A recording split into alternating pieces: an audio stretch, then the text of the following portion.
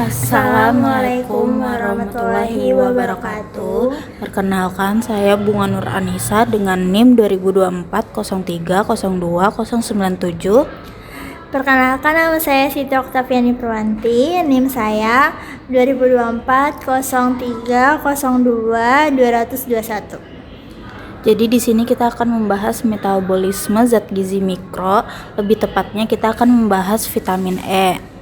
Yang pertama, vitamin E memiliki sifat kimia lipofolik yang berarti larut dalam lemak, sehingga membutuhkan keberadaan lipid makanan untuk memfasilitasi proses penyerapan di usus. Kelompok senyawa lipofilik terdiri dari dua bentuk utama, yaitu tokoferol dan tokotrienol. Selanjutnya, klasifikasi dari vitamin E terdiri atas 8 bentuk kimia aktif. Secara umum dibagi ke dalam 2 kelas, yaitu tokoferol dan tokotrienol.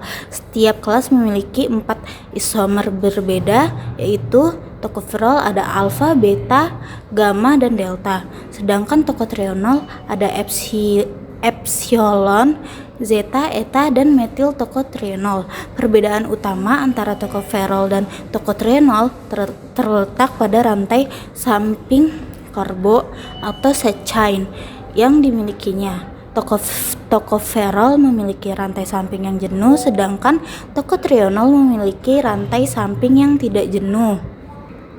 Vitamin E berfungsi sebagai pelindung sel tubuh dari radikal bebas dan juga membantu mengurangi peradangan. Kandungan ini bermanfaat untuk menjaga sistem saraf, termasuk melindungi dari penyakit seperti Alzheimer dan Parkinson. Selain itu, vitamin E juga mendukung kesehatan jantung, membantu menjaga pertumbuhan sel kanker, dan menjaga kulit tetap sehat dengan pelindungan dari sinar matahari, serta memperlambat penuaan. Di bagian tulang, vitamin E membantu membentukkan tulang baru dan mengurangi kerusakan tulang akibat peradangan. Absorpsi vitamin E melalui enterosit tidak hanya melalui difusi pasif, melainkan juga sangat bergantung pada transporter membran seperti berikut. Keberadaan 3 protein ini memperlihatkan bahwa vitamin E memasuki sel usus secara selektif melalui jalur yang sebelumnya dianggap khusus untuk transport lipid. Selanjutnya, vitamin E memiliki bioavailabilitas yang cukup tinggi, sekitaran 50-80%. Setelah dikonsumsi, vitamin ini diserap di usus halus dan mencapai kadar tertinggi dalam darah sekitar 5-9 jam. Vitamin E dalam makanan bisa berbentuk bebas atau ester, dan bentuk ester perlu dipecah terlebih dahulu sebelum diserap.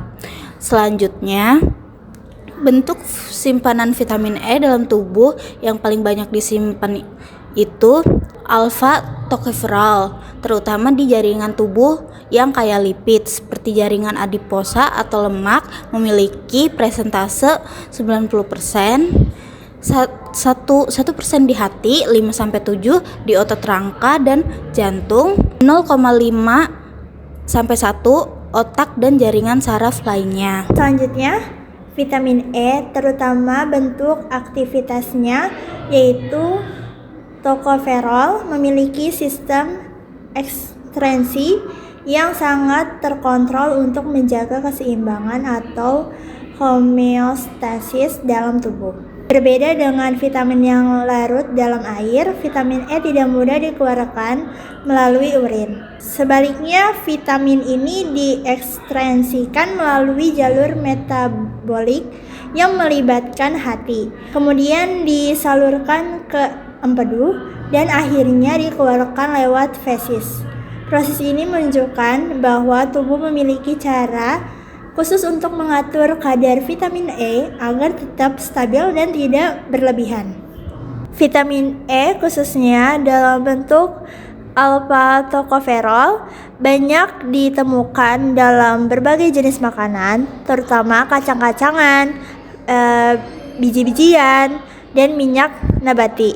Kandungan vitamin E tertinggi terdapat pada minyak gandum dengan sekitar 20,3 mg per 1 sendok makan. Sumber lainnya yang juga tinggi kandungan vitamin E-nya meliputi biji bunga matahari, almond, minyak bunga matahari, serta hazelnut dan selai kacang dalam jumlah lebih kecil.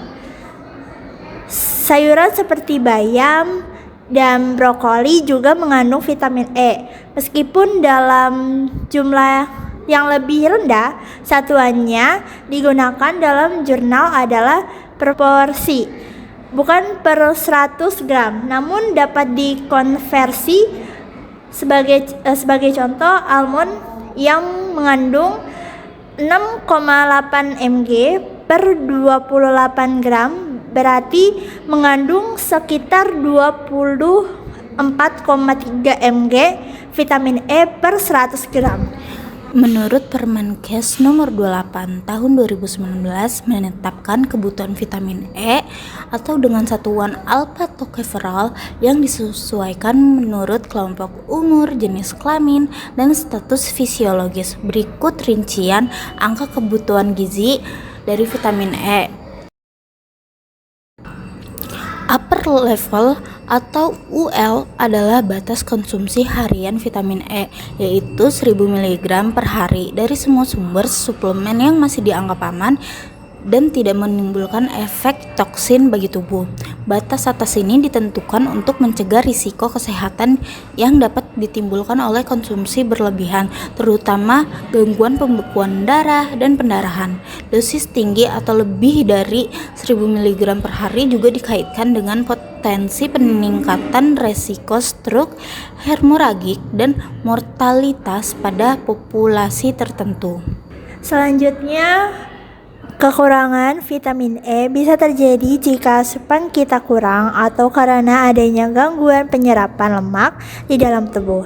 Akibat dari kekurangan vitamin ini bisa cukup serius seperti anemia hemolitik, gangguan pada saraf yang menyebabkan kesulitan bergerak atau otot menjadi lemah, dan bahkan bisa menyebabkan gangguan penglihatan jika kekurangan ini berlangsung dalam waktu lama. Dampaknya bisa lebih parah, seperti kebutaan, gangguan pada jantung, serta kerusakan pada organ penting seperti saraf, pembuluh darah, dan sistem reproduksi. Oleh karena itu, sangat penting bagi kita untuk menjaga asupan vitamin E agar tubuh tetap sehat dan berfungsi dengan baik.